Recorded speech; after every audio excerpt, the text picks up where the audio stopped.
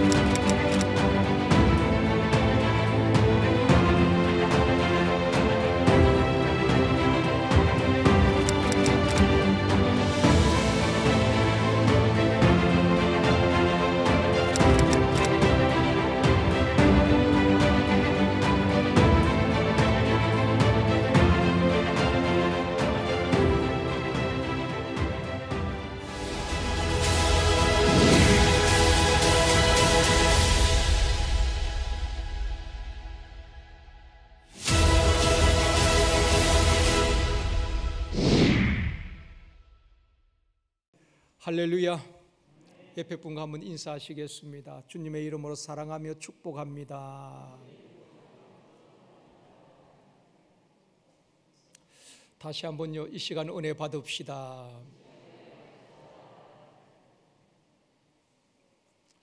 오늘은 한 가지 질문을 드리면서 설교를 시작하려고 합니다.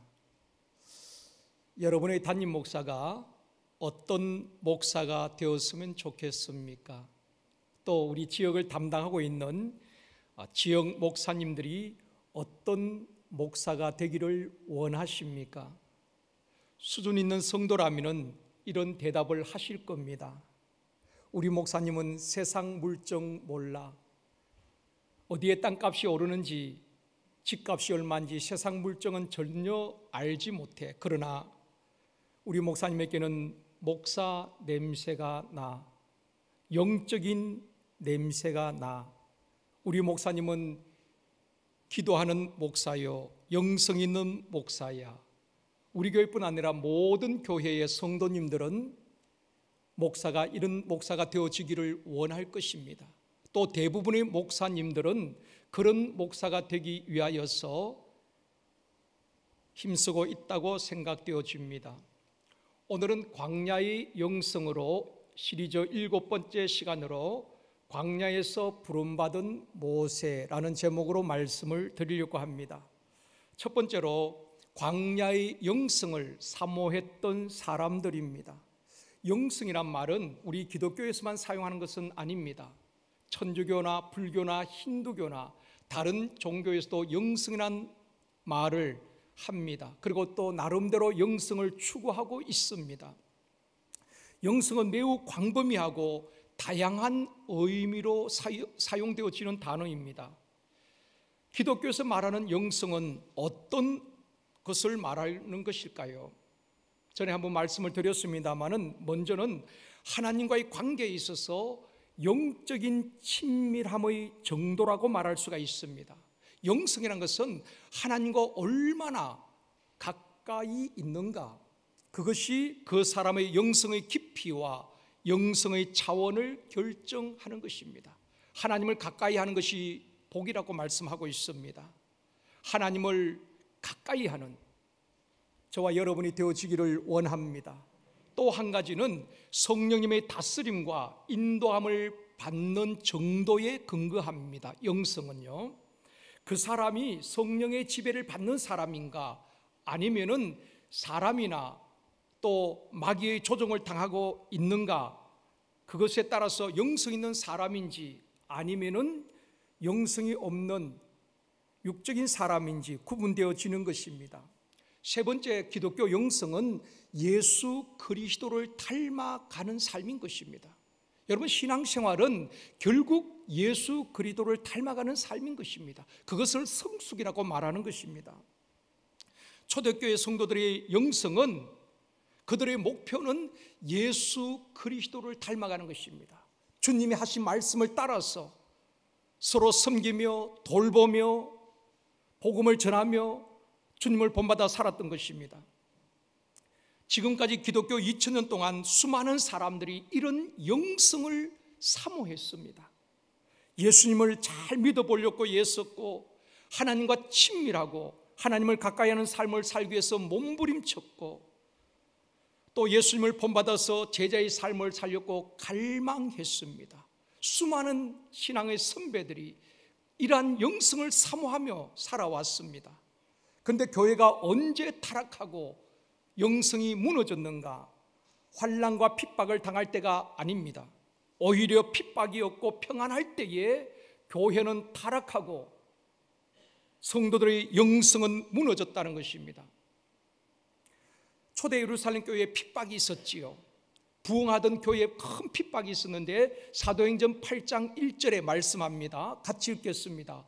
그날에 예루살렘에 있는 교회에 큰 박해가 있어 사도 외에는 다 유대와 사마리아 모든 땅으로 흩어지니라. 예루살렘 교회에 큰 핍박이 있었습니다. 스데반 집사 순교 이후에 큰 핍박이 있을 때에 사도 외에는 사마리아로, 유대로, 또 여러 지역으로 흩어지게 되는 것입니다.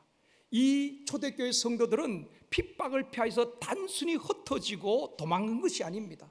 살기 위해서 도망간 것이 아니라 그들은 어디를 가든지 예수 그리스도의 십자가와 부활의 복음을 전했던 것입니다. 빌립 집사는 사마리아로 가서 그곳에서 복음을 전합니다. 그럴 때 어떤 역사가 일어납니까? 사람에게 붙었던 더러운 귀신들이 떠나가게 되어지고, 중풍병자와 각색 병든 자들이 낫게 되어지고, 그 우울했던 도시가 큰 기쁨이 있게 되었다고 말씀하고 있습니다. 복음을 전할 때에 놀라운 성령의 역사가 나타났다는 것입니다. 사랑하는 성도 여러분, 우리 교회의 샘터마다 여러분의 사역의 현장에 강력한 복음의 능력이, 성령의 역사심이 나타나기를 주님의 이름으로 축원합니다. 기독교 초기에 핍박이 있을 때에 아까 영상을 보셨죠? 어떤 이들은 칼에 찔려 순교를 당합니다. 조롱과 채찍을 맞습니다. 돌에 맞기도 합니다. 화형을 시킵니다. 불에 태워서 죽이는 거예요. 결박을 당하고 옥에 갇히기도 했습니다. 초대교회 성도들은 그러한 핍박과 환난을 당하면서도 믿음을 지켰다는 것입니다. 히브리서 11장 38절에서 말씀합니다. 같이 읽겠습니다. 이런 사람은 세상이 감당하지 못하느니라. 그들이 광야와 산과 동굴과 토굴에 유리하였느니라. 지금도 성지순례 가면은 이탈리아나 또 이스라엘 또 터키 지역에 가면은 초대교회 성도들이 핍박을 피하여서 광야에서, 산에서, 동굴에서, 토굴에서 신앙생활했던 그 흔적들이 남아 있습니다. 이런 환난과 핍박과 궁핍함 가운데서도 예수를 배반하지 않았고, 광야와 산과 동굴과 토굴에 숨어 지내면서도 그곳에서 예배를 드리며 믿음을 지켰으며 생명 걸고 예수를 믿었다는 것입니다. 환난과 핍박 가운데서도 성도는 신앙을 지켰습니다. 그런데 기독교가 언제 타락하고 변질되었는가? AD 300년에서 400년 이 시기에 기독교회가 힘을 갖기 시작합니다. 그때부터 교회는 타락하게 되어지는 것입니다. 콘스탄티누스 황제가 AD 313년에 밀라노 칙령을 발표하면서 박해받는 기독교인들을 해방시켜 주는 것입니다. 그때까지는 계속해서 핍박이 있었지요. 그래서 지하 동굴에, 토굴에, 카타콤이라고 말합니다. 숨어서 살았습니다. 그런데 313년부터 종교의 자유를 주는 것입니다. 해방을 주는 것입니다. 그래서 숨어있던 사람들이 다 이제 바깥으로 나오게 되는 것입니다. 또 325년에 니케아 종교회의를 거치면서 기독교가 국교로 인정이 되는 것입니다. 기독교가 그날의 국교가 되어지는 것입니다. 그러니까 종교의 자유가 있고 모든 신앙생활의 자유로웠습니다. 그때부터 교회가 힘을 갖게 되는 것입니다. 교황과 황제가 결탁하고 교회의 힘이 강력해지게 되는 것입니다. 그 무렵에 어떤 일이 일어나는가 하면은 세상에서 출세하고자 하는 사람들이 교회로 오기 시작합니다. 또 자기 이익을 목적으로 하는 사람들이 교회로 들어오게 되는 것입니다. 당시에는 교회의 힘이 막강했기 때문에 정치하는 사람들도 교회에 들어오게 되어지고 교회를 통하여서 자신들의 어떤 목적을 성취하게 되는 것입니다. 그러면서 교회는 세속화되어지고 타락하고 기독교 본질을 잃어버리고 기독교 영성을 잃어버리게 되는 것입니다. 그런 상황 속에서 교회가 변질되어지고 세속화되어지는 상황 속에서 하나님과 친밀한 관계를 유지하며 하나님과 동행하는 삶을 살기를 원하고 거룩한 영성을 사모했던 사람들은 교회에 대해서 실망하게 되는 것입니다. 타락한 교회를 보면서 실망하고 거룩한 삶을 살기 위해서 그들은 광야로 가게 되는 것입니다. 기독교 역사를 보면은 교회가 평안할 때에 타락을 하고 세속화되어지고 영성이 무너졌습니다. 오늘날 교회의 모습은 어떠합니까? 물질적 풍요 속에서 교회는 세속화되어 가고 성도들의 영성이 무너져 가고 있습니다. 유럽 교회들이 그러했고 미국이 그러했고 우리 한국 교회도 예외는 아닙니다. 세속주의, 인본주의, 기복신앙, 또 수많은 교파와 교단으로 분열되기도 합니다. 불신자뿐 아니라 기존 성도들도 교회에 실망을 하고 떠나게 되는 것입니다. 코로나 이전에 가난한 성도라고 말하죠. 교회는 좋은데, 예수는 좋은데 교회가 싫다는 것입니다.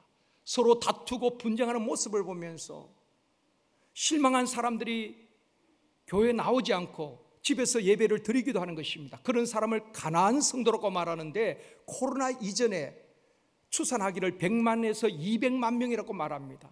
그들은 어디 이력서 쓸 때 종교란에 기독교라고 쓰고 있습니다. 그런데 교회는 안 나간다는 것입니다. 교회가 싫다는 것입니다. 교회가 영성보다 육성과 지성으로 종교화되어가는 시대에 현대 교인들이 찾고 갈망하는 교회가 어떤 교회일까요?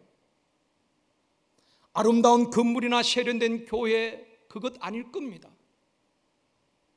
좋은 시스템을 갖춘 교회도 아닙니다. 많은 사람들이 갈망하는 교회는 이런 교회가 아니겠습니까? 초대교회 같은 그런 교회, 사도행전적인 교회, 영적인 교회, 교회다운 교회, 예수 냄새가 나는 교회, 성도의 아름다운 교제, 낙심하고 절망한 성도들 보듬어주고 위로하고 세워주는 그런 성도의 교제가 있는 그런 교회를 갈망하고 찾고 있는 것입니다. 사랑하는 성도 여러분, 교회가 잘못되었다고 비판하고 문제점만 지적하는 것이 아니라 교회가 거룩한 영성을 회복할 수 있기를 원합니다. 주님이 세우신 교회다운 교회를 세워가는 제1성도교회가 되어지기를 원합니다. 이것은 한두 사람에서 되어지는 것이 아닙니다. 우리의 공동 목표가 되어져야 되는 것입니다. 또한 우리 개개인이 거룩한 영성을 회복하고 하나님과 친밀한 관계가 회복되어질 때에 우리 교회는 거룩한 영적 공동체가 되어질 줄 믿습니다. 두 번째로 수도원 영성과 일상의 영성입니다. 기독교가 타락하고 세속화되면서 교회에 실망하고 영성을 사모했던 사람들이 광야로 갔다고 말씀을 드렸습니다. 대표적인 사람들이 수도사입니다. 처음에는 한두 사람이 광야로 가게 됩니다. 그러면서 너도 나도 교회에 실망한 사람들이 광야로 가게 되었고 자연스럽게 공동체가 형성되어지게 되었습니다. 그것이 나중에 수도원으로 발전하게 됩니다. 그래서 중세 수도원 운동의 시작이 바로 한두 사람이 광야로 나가면서 그렇게 시작이 된 것입니다. 우리나라는 기도원이 다 산속에 있지요. 한참 기도원 붐이 일때에 여름 산상 집회가 다 기도원에서 이루어졌습니다. 좋은 그 산속에 기도원이 있었습니다. 그러나 이스라엘의 모든 수도원은 산속에 있는 것이 아니라 광야에 있습니다. 이스라엘의 수도원은 광야에 있습니다. 또 이스라엘은 우리나라처럼 산이 많지가 않습니다. 격언에 신을 만나려면 광야로 가라라는 격언이 있습니다. 너무 세상이 복잡하고 우리의 마음을 뺏어가고 하나님께 집중할 수가 없습니다. 그런 현실 속에서는 하나님을 만나기가 쉽지 않다. 그래서 하나님을 만나려면, 신을 만나려면 광야로 가라. 아무것도 없는 광야에서는 하나님께 집중할 수밖에 없는 것입니다. 하나님께서는 실제적으로 광야에서 많은 사람을 만나 주셨습니다. 오늘 본문에 모세도 광야에서 떨기나무 불꽃 가운데 임재하신 하나님을 만나게 되는 것입니다. 예수님께서도 공생애를 시작하시면서 제일 먼저 하신 것이 광야로 가셔서 40일 동안 금식하셨습니다. 세례 요한 또 광야에서 회개하라 천국에 가까웠느니라 외쳤습니다. 수도원이 처음 생긴 곳이 바로 광야였습니다. 성조지 수도원이 있는데 이 수도원은 아주 가파른 절벽에 화면에 보시는 것처럼 세워져 있습니다. 이 수도원은 1500년 전, 그러니까 한 5세기경에 세워진 수도원입니다. 주변에 많은 동굴들이 있는데 수도사들이 기도하는 동굴이었습니다. 주일에는 수도원에 다 모여서 함께 예배를 드리고 그 다음에 주중에 각각 흩어져서 그 동굴 속에서 그냥 하나님만 생각하면서 기도하는 것입니다. 어떤 사람은 먹을 것을 바구니에 담아서 올려주면은 그걸 먹고 계속 평생을 그 굴 속에서 기도 생활을 하는 것입니다. 또 하나 유명한 수도원이 있는데 유대 광야에 있는 마르사바라는 수도원입니다. 이것도 광야에 있는 수도원이죠. 한 1500년 전 수도원인데 한때는 300명 가까이 수도사들이 있었습니다. 지금도 20명 가까이 이 수도원에 머물고 있다고 합니다. 사람들이 하나님을 만나기 위해서 왜 광야로 나갔을까요? 이유가 있습니다. 광야는 문명에 오염되지 않고 사람의 손길이 닿지 않는 곳입니다. 또 광야는 아무것도 없고 오직 하나님만을 바라볼 수밖에 없습니다. 이스라엘 백성들이 광야 40년 생활하면서 그들은 하나님을 바라볼 수밖에 없습니다. 하나님께서 만나를 내려주지 아니하시면 그들은 굶어야 되거든요. 광야에서는 오직 하나님의 은혜가 아니면 살아갈 수가 없습니다. 그래서 많은 사람들이 광야에 가서 오직 하나님만 바라보고 하나님만을 의지하게 되는 것입니다. 또 광야는 복잡하지 않고 단순합니다. 광야는 스케줄이 필요 없습니다. 해가 뜨면 일어나고 해가 지면 잠을 자는 것이 광야인 것입니다. 광야에서는 조급할 것도 없습니다. 또 광야는 소음도 없고 하나님의 음성을 가장 크게 들을 수 있는 곳이 광야인 것입니다. 그러다 보니까 거룩한 영성을 사모했던 사람들은 그 복잡한 현실을 떠나서 광야로 가서 하나님을 만나는 것을 갈망했던 것입니다. 이탈리아 수도사였던 까를로 까르테라는 사람이 있는데 이분이 쓴 책이 도시의 광야. 좀 말이 맞지가 않죠. 도시에 어떤 광야가 있겠습니까? 도시의 광야라는 책을 썼는데 이분이 이런 말을 했습니다. 당신이 광야로 갈 수 없거든 당신의 생활 가운데에 광야를 만들어라. 그런 말을 했습니다. 또 헨리 나우엔이란 유명한 영성학자가 있죠. 이분이 광야의 영성을 이렇게 정의했습니다. 광야의 영성은 하나님과 함께 그분하고만 혼자 있을 수 있는 시간과 장소를 따로 마련하는 것이다 라고 말했습니다. 사랑하는 성도 여러분, 우리나라는 광야가 없잖아요. 또 광야로 갈 수도 없습니다.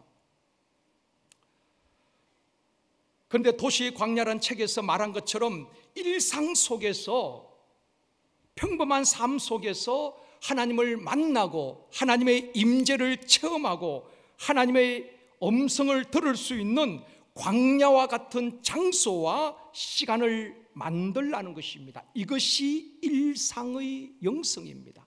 일상생활 속에서 우리의 영성을 강하게 훈련시켜 나가는 것입니다. 분주하고 복잡한 도시에 살면서 일상생활 속에서 하나님의 임재를 체험하고 하나님의 음성을 듣는 것이 가능할까요? 현대인들이 얼마나 바쁩니까? 눈을 뜨면은 하루 종일 사람을 만나고 또 거래처를 다녀야 되고 어떤 결정을 해야 되고 얼마나 복잡한 시대 속에서 살고 있습니까? 하나님께 집중할 시간이 별로 없습니다. 기도하지만은 언제 핸드폰이 올지 모르니까 집중을 못하는 것입니다. 이런 시대 속에서 우리가 하나님의 음성을 듣는 것이 가능할까요? 하나님께 집중하고 하나님과 동행하는 삶이 가능할까요? 가능합니다. 구약에 나오는 에녹이나 노아를 보면은 가능합니다. 왜냐하면 노아나 에녹은 수도로 간 것이 아닙니다. 광야로 간 것이 아닙니다. 성경에 보면은 에녹은 300년 동안 하나님과 동행하면서 자녀를 낳았다고 말하고 있습니다. 평범한 일상생활, 자녀를 낳고 양육하고 뒷바라지하고 키우면서 항상 우선순위가 하나님과 동행하는 삶을 살았던 것입니다. 일상 속에서 하나님과 동행하며 그것도 300년 동안 하나님을 기쁘시겠다고 말씀을 하고 있습니다. 노아도 마찬가지지요. 방주를 지으면서 하나님과 동행하고 하나님과 집중하면서 하나님을 기쁘시게 하는 삶을 살았다는 것입니다. 그렇다면 우리도 일상 속에서 얼마든지 하나님과 동행하는 삶이 가능하다는 것입니다. 한국의 무디라고 불리워지는 부흥사 이승복 목사님이 계시는데 이분은 항상 길을 다니실 때에 오른손 주먹을 꼭 쥐고 다니셨다는 것입니다. 그래서 사람들이 물어봅니다. 목사님 왜 오른손 주먹을 꼭 쥐고 다니십니까? 그럴 때마다 이렇게 대답을 했다고 합니다. 주님 손잡고 다니는 것일세. 이분은 늘 일상 속에서 주님 손잡고 다니는 것을 의식하는 것입니다. 그리고 부흥회 가면은 꼭 이불을 2채 깔라고 했다는 것입니다. 물어봅니다. 사모님 오시나요? 아니, 한 자리는 주님이 계시는 자리일세. 이 목사님은 항상 24시간 어디를 가든지 주님이 나와 함께 하시고 동행하신다는 것을 인식하고 코람되어 하나님 앞에서 사는 삶을 살았다는 것입니다. 이런 삶을 사는 사람이 죄를 짓겠습니까? 사랑하는 성도 여러분, 모든 것을 차단하고 아무도 없는 광야로 갈 수는 없습니다. 그러나 평범한 일상 속에서 하나님의 임재를 느끼며 하나님의 음성을 듣는 일상의 영성이 중요한 것입니다. 그래서 큐티가 중요한 것입니다. 말씀 묵상이 중요한 것입니다. 조용한 장소와 시간을 정하고 하나님께 집중하고 하나님의 세미한 음성을 듣는 시간이 필요한 것입니다. 오늘 많은 현대인들이 왜 사람의 말에 흔들리고 작은 시험도 이기지 못하고 무너집니까? 하나님의 관계 속에서 하나님과 친밀한 관계를 유지하지 못하기 때문에 쉽게 무너져 버리는 것입니다. 하나님께 집중을 못하는 것입니다. 큐티만 제대로 해도 말씀만 깊이 묵상하고 말씀에 사로잡히기만 하면은 하나님의 임재를 느끼고 하나님의 음성을 들으면서 영성 있는 일상 속에서 신앙이 되어줄 수 있다는 것입니다. 시편 1편 1절 2절에서 말씀합니다. 이번 주 암송 말씀입니다. 같이 읽겠습니다. 복 있는 사람은 악인들의 죄를 따르지 아니하며 죄인들의 길에 서지 아니하며 오만한 자들의 자리에 앉지 아니하고 오직 여호와의 율법을 즐거워하여 그의 율법을 주야로 묵상하는 자로다. 오직 여호와의 율법을 즐거워하여 그의 율법을 주야로 묵상하는 자로다. 아마 우리 성도님들 가운데도 성경을 1년에 1독 몇 독 하는 분들도 계십니다. 참 대단한 분들이라고 생각되어집니다. 그런데 여러분, 또 많은 분들은 1년 동안 성경 1독 하기도 쉽지 않습니다. 그만큼 우리가 바쁜 생활을 하고 있다는 것입니다. 또 성경을 읽어도 깊이 있게 묵상을 하고 하나님의 음성을 들을 여유가 없습니다. 피상적으로 신앙생활을 하고 있다는 것입니다. 그렇기 때문에 우리가 영성이 약해지는 것입니다. 영권이 약해지는 것입니다. 세상을 이길 힘이 약해지는 것입니다. 큐티는 기도와 다른 것입니다. 우리 기도는 우리가 하나님 앞에 감사 기도도 하고 또 아뢰기도 하지만은 큐티는 하나님의 음성을 듣는 것입니다. 말씀을 깊이 읽고 묵상하면서 오늘 하나님께서 내게 뭐라고 말씀하시는가? 살아계신 하나님은 오늘도 우리에게 말씀하시는 하나님이신 것입니다. 그 말씀이 들려지기를 원합니다. 영적 귀가 열려지기를 원합니다. 조용한 시간과 장소를 정하고 하나님의 말씀을 읽고 묵상하며 하나님께 집중하고 말씀을 통해서 하나님의 음성을 듣는 시간이 필요한 것입니다. 그럴 때 우리가 영적으로 강건해지고 세상을 이길 힘이 있게 될 줄 믿습니다. 큐티를 통해서 우리 삶이 변화되어지고 영성 있는 사람이 되어지는 것입니다. 사랑하는 성도 여러분, 바쁘고 분주한 시대에 살지만은 매일 하나님의 말씀을 가까이 하고 말씀을 깊이 묵상하고 하나님과 동행하며 일상 속에 영성을 훈련할 수 있기를 원합니다. 그리하여 날마다 승리하며 영성 깊이가 있고 영적 권위가 있는 저와 여러분이 되어지길 주님의 이름으로 축원합니다. 세 번째로 광야에서 부름받은 모세입니다. 모세는 광야의 사람이지요. 광야에서 태어나서 광야에서 살다가 광야에서 죽었습니다. 모세의 인생 120년을 보면은 40년은 바로 궁궐에서 생활했고 40년은 미디안 광야에서 생활했고 40년은 이스라엘 백성들을 이끌고 광야에서 생활하게 되는 것입니다. 모세가 애국 궁중에서 40년을 지내다가 욱하는 성질 때문에 사람을 죽이고 미디안 광야로 도망가서 40년 생활을 하게 되는 것입니다. 그 미디안 광야 40년은 낭비가 아니라 이스라엘 민족의 지도자로 훈련받고 다듬어지는 시간입니다. 여러분, 지금 우리가 광야 같은 인생을 살아갈지라도 결코 그것은 낭비가 아닙니다.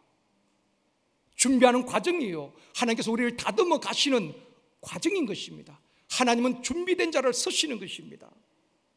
모세는 40년 동안 그 미디안 광야에서 처가살이 하잖아요. 얼마나 자존심이 상했겠습니까? 양을 칩니다. 애굽의 제2인자가 완전히 광야에서 밑바닥 인생으로 전락하게 되는 것입니다.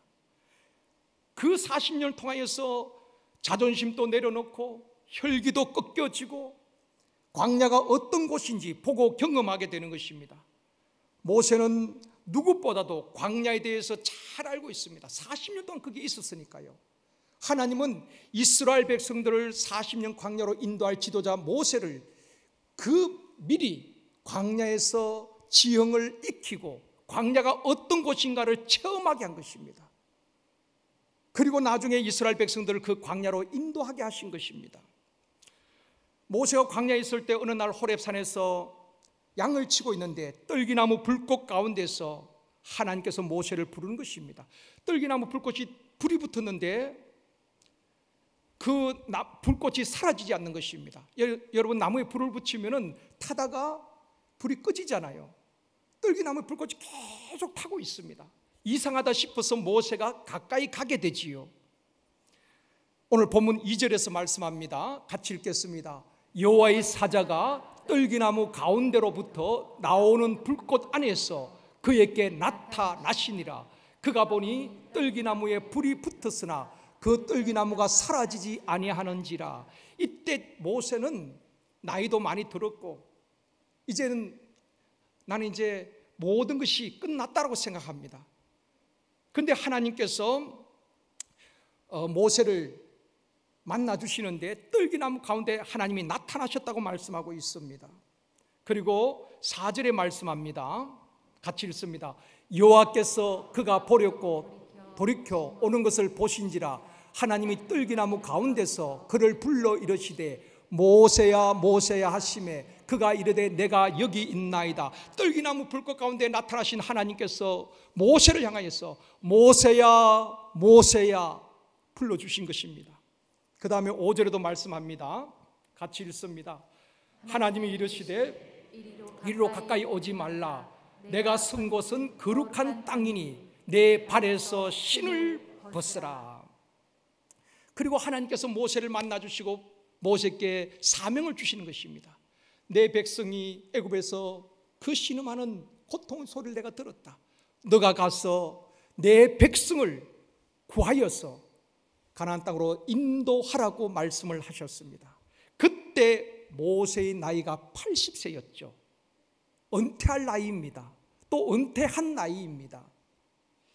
우리가 은퇴란 말을 많이 합니다. 운동선수가 은퇴했다, 정계에서 은퇴했다, 공직에서 은퇴했다는 말을 많이 합니다. 이 은퇴란 말은 한자로 스물언자, 물러날 퇴자를 쓰고 있습니다. 그러니까 물러나서 숨어 있는 것을 은퇴라고 말합니다. 한자 풀이가 별로 좋지 않은 것 같아요. 영어로는 retire라는 단어를 쓰고 있습니다. 다시, 글자 그대로 말하자면은 타이어를 다시 갈아 끼우고 달린다는 의미인 것입니다. 그것이 영어로 retire, 은퇴란 말이기도 합니다. 은퇴는 물러나서 언둔하는 것이 아니라 다시 시작하는 것입니다. 하나님은 은퇴할 나이 80세가 된 모세를 불러서 민족의 지도자로 서신 것입니다. 여러분, 우리 신앙생활은 은퇴가 없습니다. 주님 앞에서는 그날이 우리가 모든 사명 끝나는 날입니다. 그때까지는 기도의 사명, 전도의 사명, 선교의 사명, 주어진 사명을 감당하는 저와 여러분이 되어지기를 주님의 이름으로 축원합니다. 사람들은 이제 모세가 끝났다고 자신이 생각할 때도 나는 이제 쓸모없는 사람이고 말한 그 모세를 하나님께서 부르신 것입니다. 살아있다는 것은 사명이 있다는 것입니다. 하나님이 부르시는 그날까지 우리는 사명 감당하며 살아야 하는 것입니다. 자녀들 위해서 기도하는 어머니가 되어지고 할머니가 되어지고 할아버지가 되어져야 되는 것입니다. 그것이 우리의 사명 아니겠습니까? 하나님은 시대마다 사람을 부르셨습니다. 모세는 양을 치다 부름받았고 다윗은 양을 돌보다 부름받았습니다. 엘리사는 밭에서 밭을 갈다가 부름을 받았습니다. 베드로와 또 어부들은 고기를 잡다가 부름을 받았습니다. 일상 속에서 자기 일을 감당하는 사람들 불러서 하나님은 사명을 주셨습니다. 오늘 본문에서도 하나님께서 모세를 부르시고 광야에서 40년 훈련을 시키시고 그리고 이스라엘 민족의 지도자로 하나님께서 쓰시는 것입니다. 하나님께서 쓰실 때에 능력도 주시고 지혜도 주시고 감당할 힘도 주시고 사람도 붙여주실 줄 믿습니다. 우리 지역 회장님, 목자장님, 센터장님, 교사들 우리의 힘으로 하려고 하면은 힘이 드는 것입니다. 하나님이 하시도록 쓰임받는 사람이 되어지기를 원합니다. 그러면 하나님의 능력이 우리를 통하여서 역사하시고 돕는 자도 붙여주실 줄 믿습니다. 말씀을 맺겠습니다. 사랑하는 성도 여러분, 기독교 역사를 보면은 거룩한 영성을 사모했던 사람들은 광야로 갔습니다. 현실 도피주의자가 아니라 그만큼 하나님을 사모하고 하나님을 만나고 싶었던 것입니다. 신앙생활을 제대로 하고 싶었던 것입니다. 우리는 수도원이나 광야로 갈 수는 없습니다. 그러나 에녹이나 노아처럼 평범한 일상 속에서 하나님과 동행하며 하나님을 기쁘시게 하는 삶을 살아갈 수는 있습니다. 분주하고 복잡한 시대 속이지만은 여러분 한번 다시 결단하시고 하루에도 15분 아니면 30분 그 시간이라도 하나님 앞에 집중할 수 있는, 하나님의 말씀을 깊이 묵상할 수 있는 여러분의 광야를 만들어 가시길 바랍니다. 가정에서도 가능한 것입니다. 핸드폰 좀 치워놓으시고 TV 끄시고 오직 그 시간 하나님의 말씀 앞에서 하나님의 음성을 듣고 하나님의 임재를 경험할 때에 우리가 영적으로 강해지고 세상을 이길 힘이 생기게 될 줄 믿습니다.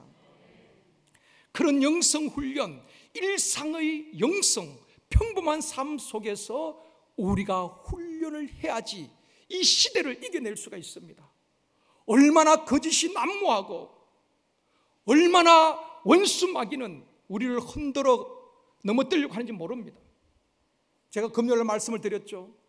코로나 시대에 나라마다 다 셧다운되고 록다운 되지만은 하나님이 쉬고 계실까요?